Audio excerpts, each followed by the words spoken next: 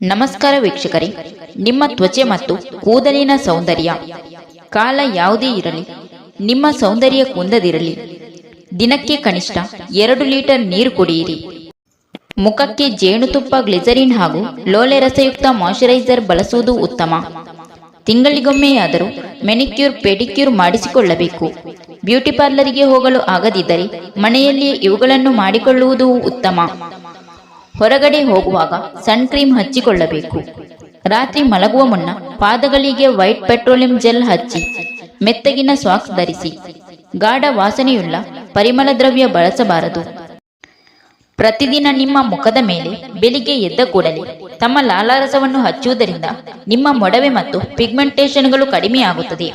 ಏಕೆಂದರೆ ಲಾಲಾರಸವು ತ್ವಚೆಯ ಸಮಸ್ಯೆಗಳನ್ನು ಗುಣಪಡಿಸುವ ಗುಣಲಕ್ಷಣಗಳನ್ನು ಹೊಂದಿದೆ. ಮುಖಕ್ಕೆ ಮಣೆಯಲ್ಲಿ ಫೇಸ್ ಪ್ಯಾಕ್ ಹಾಕಿಕೊಳ್ಳಬಹುದು. ಬೆಳಿಗ್ಗೆ ಮುಖ ತೊಳೆದ ನಂತರ 2 ಚಮಚ ಕಡಲೆ ಹಿಟ್ಟು, ಅರ್ಧ ಚಮಚ ಜೇನುತುಪ್ಪ, 1 ಚಮಚ ಮೊಸರು, ರೋಸ್ ವಾಟರ್ ಸೇರಿಸಿ ಪ್ಯಾಕ್ ಹಾಕಿಕೊಂಡು 15 ನಿಮಿಷ ಬಿಟ್ಟು ಪ್ಯಾಕ್ ತೆಗೆಯಿರಿ. ಚಳಿಗಾಲದಲ್ಲಿ ಚರ್ಮ ಒಣಗದೇ ಇರಲು, ಸುಕ್ಕು ಬಾರದೇ ಇರಲು ಕ್ರೀಮ್ಗಳಿಗಿಂತ ನೀರು ಅತ್ಯವಶ್ಯಕ. ನೀರಿನ ಸೇವನೆ ಮತ್ತು ತಣ್ಣೀರನ್ನು ಮುಖಕ್ಕೆ ಎರಚಿಕೊಳ್ಳುವುದು ಸೂಕ್ತ. ಎಳೆನೀರನ್ನು ಚಳಿಗಾಲದಲ್ಲಿ ಮುಖಕ್ಕೆ ಲೇಪಿಸಿದರೆ ಒಳ್ಳೆಯದು. ಚರ್ಮ ಮೃದುವಾಗಿ ಇದ್ದು ಬಿರುಕು ಬಿಡುವುದು ತಪ್ಪುತ್ತದೆ.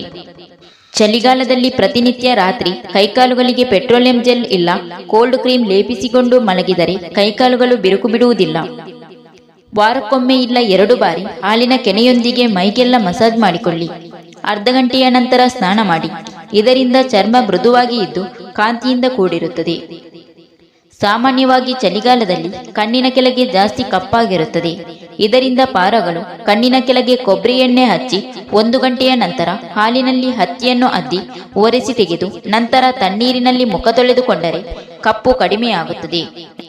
ಚಳಿಗಾಲದಲ್ಲಿ ಎಳೆನೀರಿನ ಎಲೆತಿರುಳನ್ನು ಮಿಕ್ಸಿಯಲ್ಲಿ ಹಾಕಿ ನುಣ್ಣಗೆ ಮಾಡಿ ಮುಖಕ್ಕೆ ಹಚ್ಚುವುದರಿಂದ ಮುಖ ಮೃದುವಾಗಿ, ಜೊತೆಗೆ ಮುಖ ಒಡೆಯುವುದು ತಪ್ಪುತ್ತದೆ. ಎಳೆನೀರು ಸಿಗದೇ ಇದ್ದಾಗ ಗಟ್ಟಿ ಮೊಸರಿನಿಂದ ಮುಖ ಹಾಗೂ ಕುತ್ತಿಗೆಗೆ ಚೆನ್ನಾಗಿ ಮಸಾಜ್ ಮಾಡಿಕೊಂಡರೆ ಮುಖ ಒಡೆಯುವುದಿಲ್ಲ. ಚಳಿಗಾಲದಲ್ಲಿ ಮೃತ ಕೋಶಗಳು ಉಂಟಾಗುವುದು ಹೆಚ್ಚು. ಜೊತೆಗೆ ಕೋಶಗಳ ಬೆಳವಣಿಗೆ ಕುಂಠಿತಗೊಳ್ಳುವುದರಿಂದ ಮುಖ ಡಲ್ಲಾಗಿ ಕಾಣುವುದು ಸ್ವಾಭಾವಿಕ. ಹೀಗಾಗಿ ಮಾಯಿಶ್ಚರೈಸರ್ ಹಚ್ಚಿಕೊಳ್ಳುವುದರಿಂದ ಚರ್ಮದ ಸೌಂದರ್ಯ ಕಾಪಾಡಿಕೊಳ್ಳಬಹುದು. ಚಳಿಗಾಲದಲ್ಲಿ ಸೋಪ್ ಬಳಕೆ ಕಡಿಮೆ ಮಾಡಿ ಕ್ಲೆನ್ಸರ್ ಬಳಸುವುದು ಒಳ್ಳೆಯದು. ಈ ಕಾಲದಲ್ಲಿ ಕ್ಲೆನ್ಸಿಂಗ್, ಟೋನಿಂಗ್ ಹಾಗೂ ಮಸಾಜ್ ಒಳ್ಳೆಯದು. ಇದರಿಂದ ಮೃತ ಕೋಶಗಳ ಸಂಖ್ಯೆ ಹೆಚ್ಚುತ್ತದೆ. ಫೇಸ್ ಬ್ರಷ್ನಿಂದ ಉಜ್ಜಿಕೊಂಡರೆ ರಕ್ತ ಸಂಚಲನ ತೀವ್ರಗೊಳ್ಳುತ್ತದೆ. ಇದರಿಂದ ಮುಖದ ಕಾಂತಿ ಹೆಚ್ಚುತ್ತದೆ. ಚಳಿಗಾಲದಲ್ಲಿ ಬ್ಯೂಟಿ ಪಾರ್ಲರ್ಗಳಿಗೆ ಹೋಗಿ ಫೇಶಿಯಲ್ ಮಾಡಿಸುವುದಕ್ಕಿಂತ ಮನೆಯಲ್ಲಿ ಮಾಡಿಕೊಳ್ಳುವುದು ಉತ್ತಮ.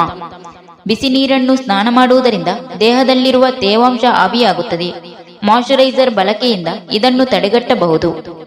ಬಾಳೆಹಣ್ಣು ಕೆನೆ ಸೇರಿಸಿ ಮಾಡಿದ ಪೇಸ್ಟ್ ಅಥವಾ ಗಟ್ಟಿ ಮೊಸರು ಹಾಗೂ ಜೇನುತುಪ್ಪ ಸೇರಿಸಿ ತಯಾರಿಸಿದ ಮಿಶ್ರಣವನ್ನು ಮುಖ, ಕುತ್ತಿಗೆಗೆ ಹಚ್ಚಿಕೊಂಡರೆ ಅದು ಉತ್ತಮ ಮಾಸ್ಕಿನಂತೆ ಕೆಲಸ ಮಾಡುತ್ತದೆ.